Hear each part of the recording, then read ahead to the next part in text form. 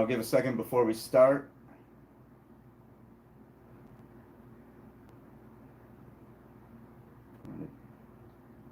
Tweet out the live link here. Hope everybody's having a good Saturday morning. We'll get into the official intro here in a couple seconds. If you're here early, chances are you've probably watched this before, so you know who I am and you know what we're going to do. So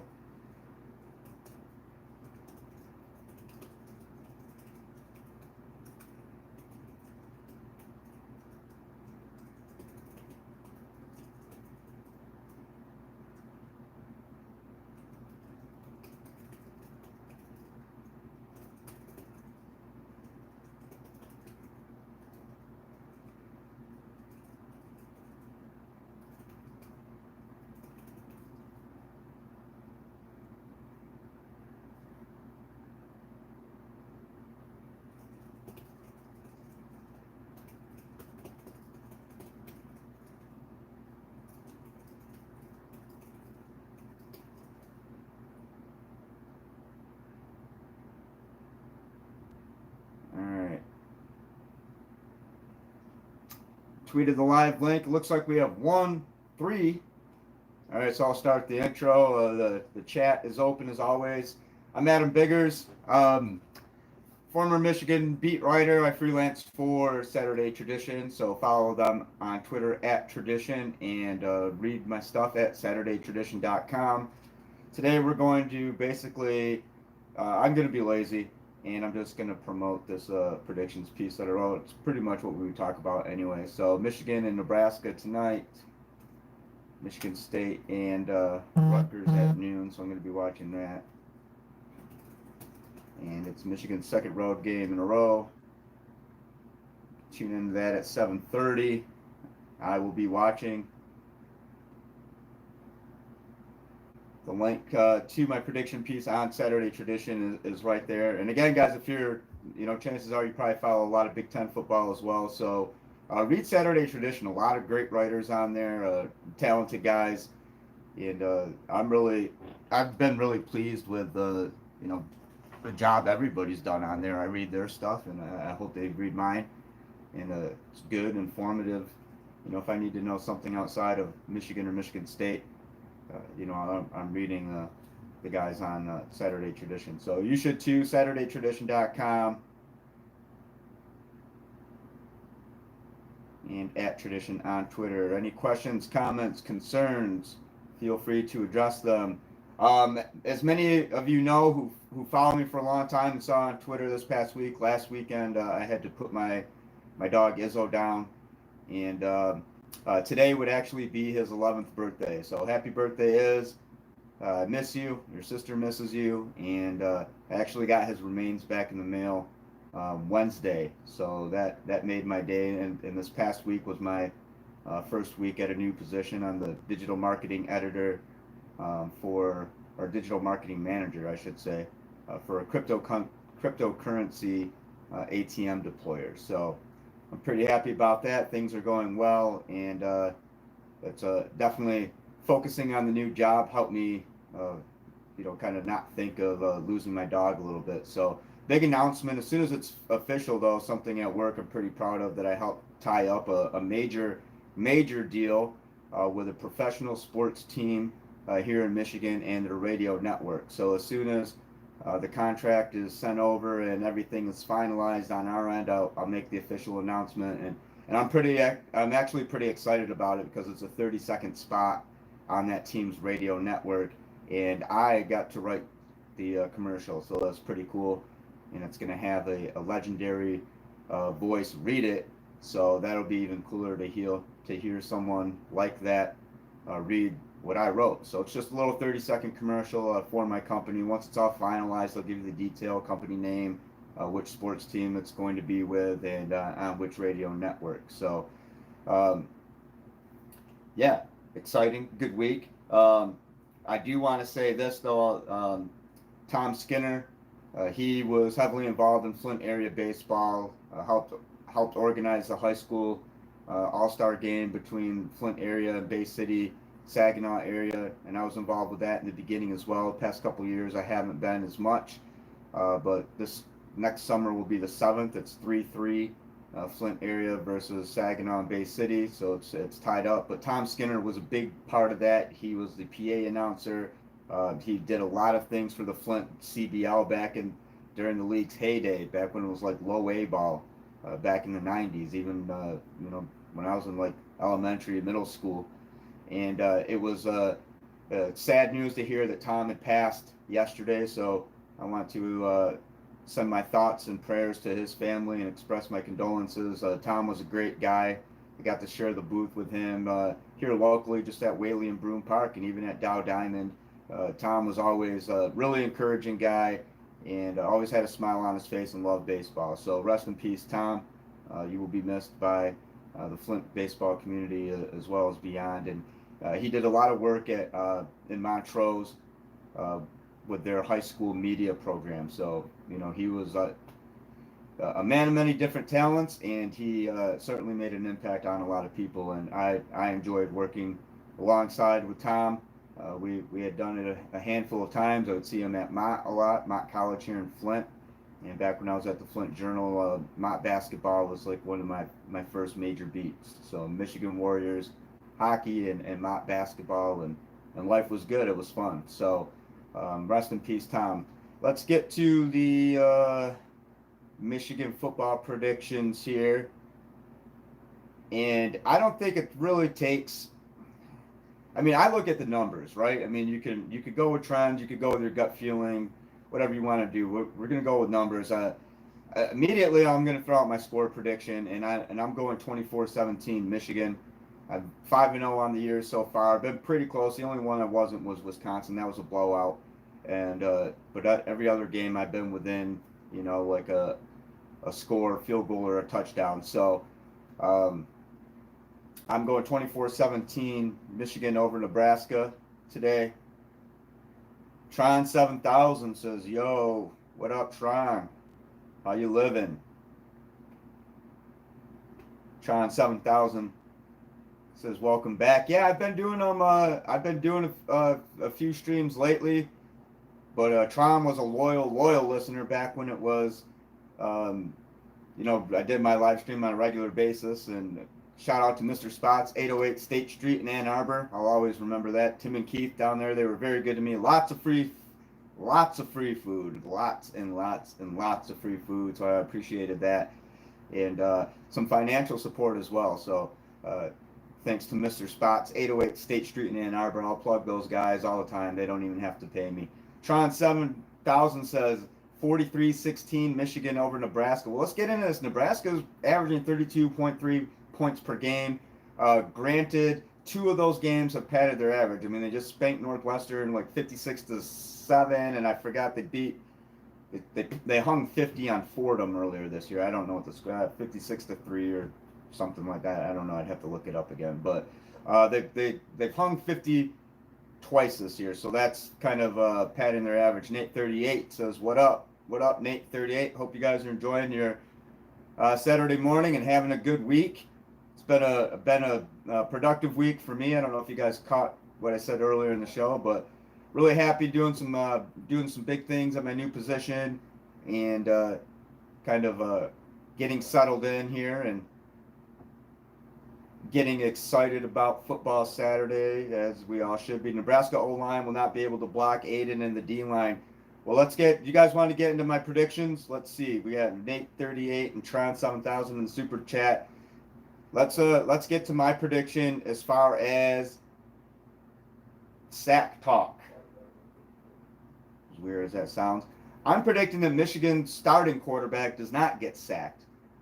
Cade McNamara has been sacked only once. It was in week 2 against Western Michigan. Alex Bowman got sacked late during mop-up time against Wisconsin. Michigan's offensive line has been very good. Michigan's the least sacked team in the Big Ten. So to predict that Michigan's quarterback is not going to get nailed in the pocket, I think that's a safe bet. And if maybe one sack, that'll come, in a mop-up time if we see Valari or Bowman. So I do imagine we'll probably see JJ at some point, kind of middle reliever, but I'm talking mop up time. Get the third and the fourth string guy in there. Uh, so yeah, I don't think that Michigan's going to give up a sack. They've only given up a sack twice this year, and Nebraska, on the other hand, has not gotten at the quarterback too well. So I'll get. I have the numbers here. I tweeted the link. I don't want to read this to you guys. It's not kindergarten reading class. But I think, Nebraska's quarterbacks have been sacked a league high 18 times for 99 yards. So take it for what it's worth. And Nebraska's hasn't gotten at the quarterback very much this season. So yeah, that'll be my first prediction. I think Michigan will have at least 3 quarterback sacks today. Aiden's going to get one. I definitely see one for David Ojabo and probably even Josh Ross. So tally those 3 guys down. I think that they're going to end up with a sack today. Maybe Mazzy gets in there. Who knows? But David Ojabo, Josh Ross, and Aiden Hutchinson, those are safe bets for sacks. You guys have any other questions, comments? Nate38 says 31-17. I'm assuming in favor of Michigan.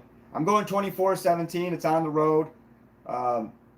Still want to see a little bit more from Michigan in terms of opening up the playbook. And on that note, I do think that we'll see Cade have at least 20 passing attempts today. Nebraska's giving up 199.8 yards through the air. Cade threw for 197. That's a season high. So I think in order for Cade to get near that mark, he's going to have to throw the ball 20 times. I mean, he threw the ball 31 times last week against Wisconsin. That was a season high of 197 yards. So he's going to have to throw the ball at least 20 times if he's concerned with yardage, which I don't think they're really concerned with stats with Cade. I think they're just concerned with game management. They're 5-0, nothing wrong. I've talked about this a million times. I don't want to beat a dead horse. So no change at quarterback is necessary. I do think that we're going to see Cade throw the ball more. We're used to, in the first 4 weeks, when it was like 13, 14 attempts, he was the second least throwing quarterback in the nation, the least throwing quarterback in the Big Ten. I think only Army or Navy's quarterback had thrown less than Cade. So it was Army, and they never throw the ball. So yeah, I'm gonna go with that. Cade's gonna throw the ball 20 or more times today. So my first 2 predictions, well, I've already thrown out the score, so it's Michigan 24-17. Michigan will get at least 3 sacks.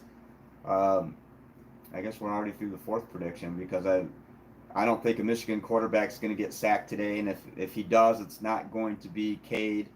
It's going to be and probably not even JJ. JJ has some wheels. It's going to be the 3rd or the 4th stringer. We're talking late 4th quarter. This game's in hand. If it gets to that point, and they just let Villari or Bowman get in there for some reps.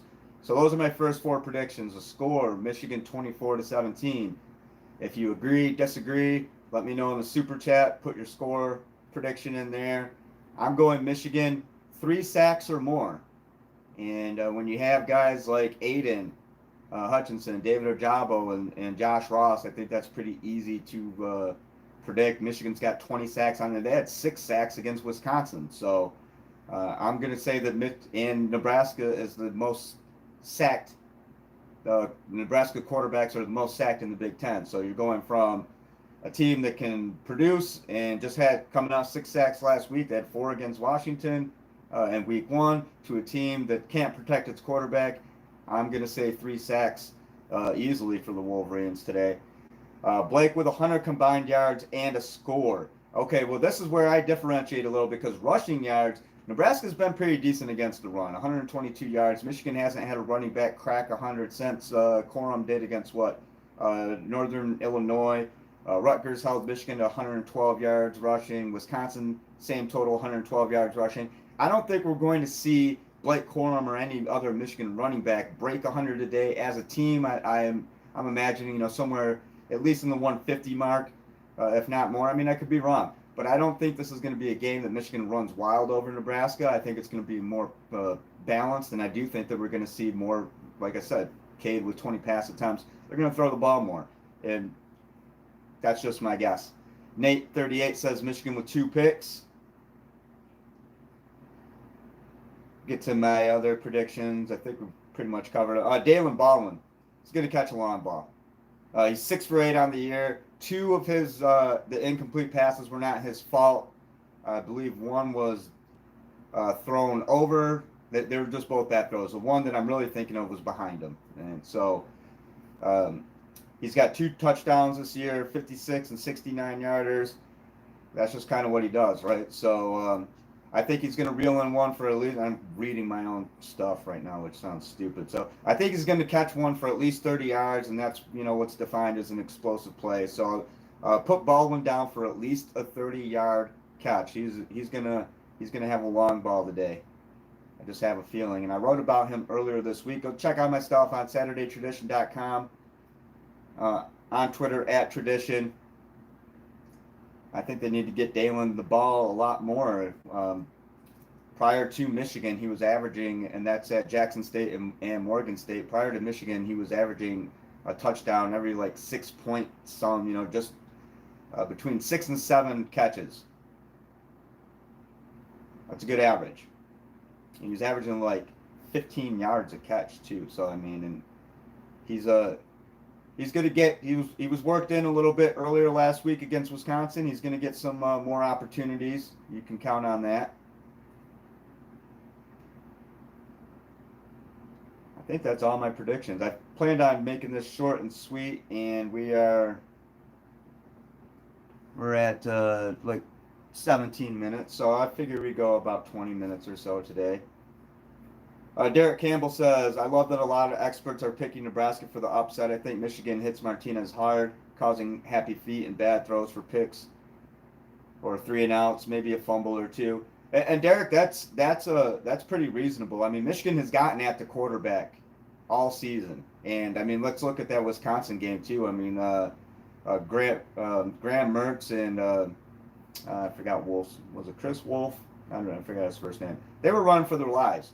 Michigan had 6 sacks last year. I can't remember a game where Michigan had 6 sacks. I don't think they ever had 6 sacks in a game during the time that I was covering them full time. 4 sacks against Washington was impressive. So, yeah, I don't think that's out of the ordinary. And I don't see Nebraska winning this game. I really don't. 56-7 over Northwestern. Yeah, that was somewhat impressive. But I'm not sold on Nebraska. I'm really not. I am sold on Michigan. I think Michigan gets to 6-0 today. Again, hottest start since 2016. We could start drawing some comparisons there. I think we were kind of even alluding to that earlier in the season. I know that I was. So it just had a particular feel. Michigan's defense, statistically, is getting back up there where they may be a top 10 overall defense. I think right now they're number 6 overall in points allowed.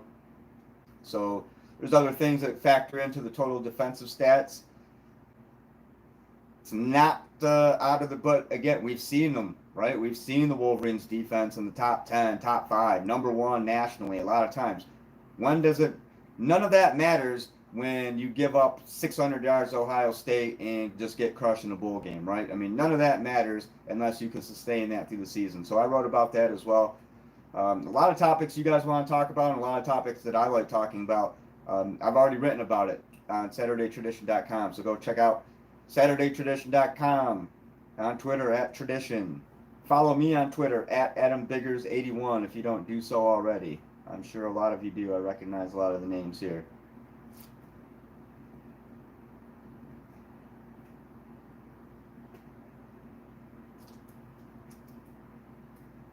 And going to Twitter to see if I have any questions or comments. I tweeted a photo of my dog. Like I said, today would have been his 11th birthday, so I'm getting some replies to that. Still going to post tons of photos of my dogs as usual. So if you're out tailgating or having a good time today, have one for my dog, even though his name's Izzo. Just do it for him. It's not my fault he was a Michigan State fan. I did raise him that way, and I named him that way. But if you're out having fun today, tip one up for my dog. Today would be his 11th birthday. Derek Campbell says 6-0 with a better defensive plan and a D coordinator who isn't set in his ways like Brown. I liked Don Brown initially, Derek, and you got to say that you did too. Everybody was on the Dr. Blitz thing, and immediately just come in, and I mean, he already had a really good defense. He was taking over from Greg Madison, right? So, but it did get gimmicky. I think after a couple years, teams learned, okay, well, even Ohio State, those short crossing routes were going to do them in. Michigan at times were too aggressive. I like McDonald's defense. So far, so good. Mike McDonald's been a great addition to the Michigan staff. Any other questions, comments, concerns? Like I said, I'm going to go through my prediction list one more time and in order. Make sure you read it. The link's up in the super chat. I'll drop it in here again, just in case you guys don't want to scroll up and find it. Michigan 7:30 tonight against Nebraska. I don't think I'll be doing a live after that. I might do one tomorrow morning, but I will have I will be writing on that game, so check that out after the. It's going to be late tonight, but it'll be on Saturday Tradition. I'll have some stuff on there tomorrow, and I'll also have some Michigan State content. Michigan plays Rutgers. We'll see what happens there. Rutgers gave Michigan a run for their money, so we're going to see what happens with the Spartans. Derek Campbell says, yes, I did, but wouldn't adjust to the covering crossing routes. Indiana actually exposed us. Yeah, that's true, too, yeah. So, yeah, I mean, Don came in, lots of energy. Great guy. I mean, to interview him, I loved how he was in. I talk with my hands too, and Don always talked with his hands, and he was he'd get just almost demonstrate a play, and breaking it down and kind of moving and stuff. I mean, he had a lot of energy. He was fun to interview. Don Brown and Jed Fish were my two favorite coordinators to interview. He was a lot of fun. Mike Zordich was pretty cool too, depending on the question that you asked him, and. But Brown and Fish, those guys were animated and a lot of fun. So I've dropped the link in there. I'm going to go through these predictions one more time. So I'm going to make some homemade pizza and get settled in for this Michigan State Rutgers game. First prediction, Cade McNamara, 20 or more passing attempts. Thumbs up, thumbs down. What do you think? Let me know in the super chat. You going over or under on that? He was 19-27 last week for 197 yards and 2 touchdowns versus Wisconsin. Michigan quarterbacks don't get sacked, or maybe once, and I don't think it's going to be the starter, either Cade or, if JJ comes in for that middle relief or to get some reps. But if someone does get sacked, it's going to be Dan Villari or Alex Bowman. Sorry, Dan. Sorry, Alex. It's been 3 weeks since Michigan's starter was sacked. I don't know. I like Michigan starters' chances.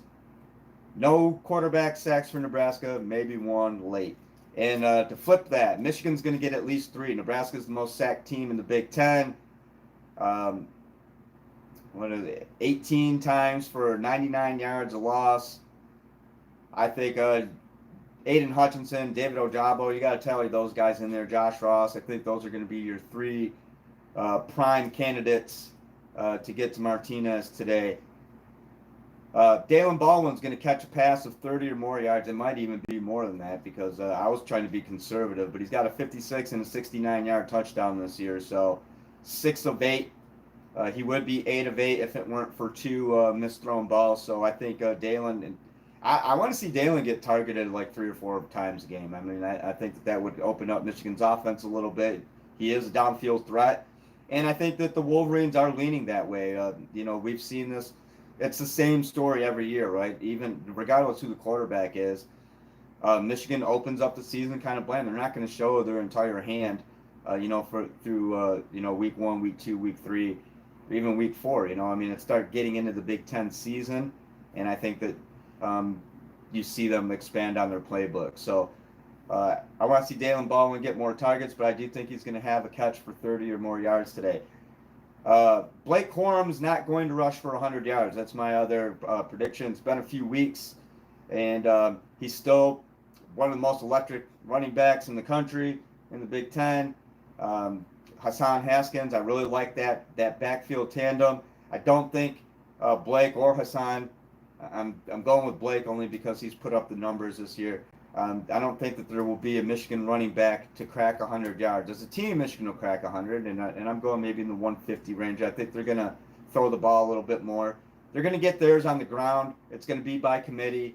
You know, we'll see Blake and Hassan get some carries, maybe Donovan Edwards, who knows. So, and don't forget, J.J. McCarthy has some wheels too, so he might add to that rushing total if he gets in. So I don't think we'll see a Michigan running back crack 100 yards today. And Nebraska's allowing 122 yards rushing per game. So I think it's going to be a good balance, and that's why I think that Michigan might choose to throw the ball a little bit more. And my final prediction, and I said it in the beginning, Michigan 24, Nebraska 17. I'll get to these comments here. Okay, that was Derek. And Derek Campbell says Smith is going to stuff the middle and pressure the quarterback. Mazzy Smith, quarterback single coverage due to the edge pressure Michigan should get. The punters, does Michigan need to get off to an early lead to win this game? I would think so. I mean, just being on the road, right? I mean, you want to be more comfortable. And Michigan hasn't trailed at all this season. So they're one of three teams. It's Michigan, Georgia, and there's one more I'm forgetting. It was just on. God, who was that? I gotta Google that now. No, it's Michigan, Georgia, and there's one more. Someone help me out here. FBS teams.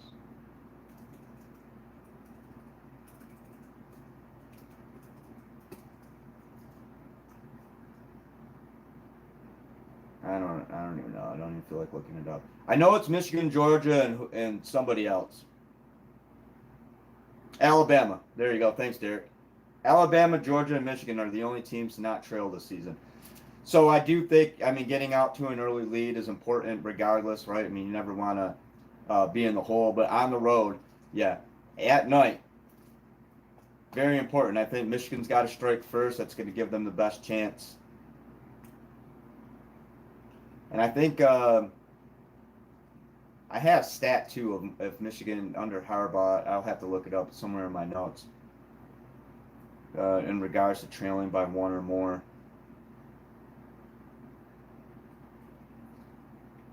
Any other questions, comments? Derek Campbell says, still quorum on screens and maybe a wheel route out. Yeah, I mean, I think Blake is going to be a big part of the game plan. And let's say, I mean, maybe he rushes for, 70 yards and, he has a couple catches, puts up, 100 all-purpose yards, I don't think is out of the question for Blake. I mean, he's a guy that's going to be able to do it either way. I mean, Blake Corum is to Michigan as what Jayden Reed is to Michigan State, if that makes sense to you guys. Jayden Reed, man, that guy's putting up crazy numbers, very dangerous. Ask Nebraska. He's Blake Corum, I think they're different players, but when it just comes down to excitement and someone who can facilitate, Michigan's got Blake Corum, and there aren't many guys in the country who could do the things that Blake Corum does. There's not many guys in the country who could do the things that Jayden Reed does. So right now, two of my favorite players to watch are actually Blake Corum and Jayden Reed, offensively speaking, punt return speaking. My favorite defensive player right now to watch is David Ojabo, if we're just speaking in terms of Michigan. Andy K says, hey Adam, good to see you back. Thanks, Andy. Yeah, I've been doing a few lately if you go back into my videos. So just having fun with it. Derek Campbell says, love your stuff. Adam, thanks for doing these. Go Blue. I appreciate you stopping in, Derek. You guys enjoy your Saturdays today. Have fun. Again, if you're out sipping on adult beverages, tip one back for my dog. Today would have been his 11th birthday. Unfortunately, last Saturday, I had to put Izzo down.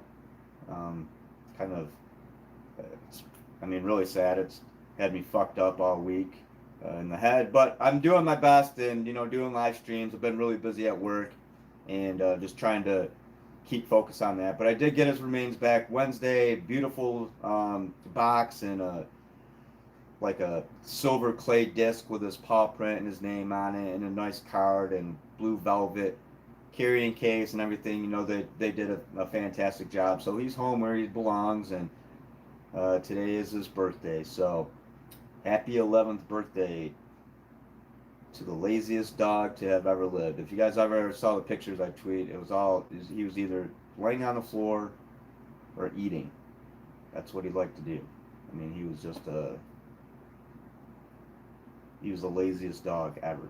He had a lot of fun though. He did like to be active and run around, and his sister kept him on his toes. But yes, they are. Derek, fur babies are family. Yep, it's. I don't. Some people could say, "Oh, well, it's a dog," and not to me. Izzo was meant a lot more than he was a lot more than a dog. Will you be doing a video reaction after the game? I mean, I'll try to. I have to write the punters. Thanks for the question. Um, and it's going to be a late game, so I mean, I guess if you guys, I don't know. It depends.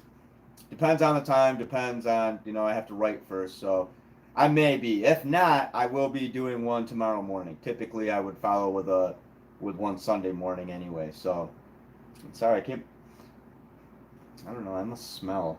Something's got my nose itching. I think my friend, I've been going over to my buddy's house the past couple of nights. They just got a kitten, and I think it might be allergic to their cat. And I wore this hoodie over there yesterday, and their cat was crawling all over me. I like cats, don't get me wrong, but I'm definitely more of a dog guy. All right, I'm going to check Twitter one more time. Any comments, questions? People just retweeting my photo of Izzo. I tweeted a few of them. Well, I appreciate everybody joining me.